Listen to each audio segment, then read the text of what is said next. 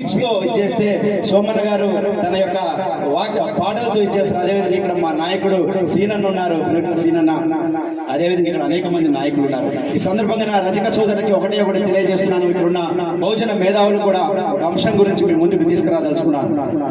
దేశంలో 18 రాష్ట్రాల్లో రజకులు SC reservation అనుభవిస్తున్నారు. 4 కేంద్రపాలిత ప్రాంతాల్లో రజకులు ఎస్సీ రిజర్వేషన్ అనుభవిస్తున్నారు. 1932 సంవత్సరంలో డాక్టర్ బిఆర్ అంబేద్కర్ గారు తన యొక్క 2వ రౌండ్ టేబుల్ సమావేశంలో దక్షిణాది ప్రాంతాలైన కొన్ని ప్రాంతాల్లో రజక, వన్నార్, మడివాల్, చాకలిగా పిలువబడుతున్న కొన్ని కులాలను ఖచ్చితంగా ఎస్సీ రిజర్వేషన్ కల్పించాలని చెప్పేసి సూచించడం జరిగింది.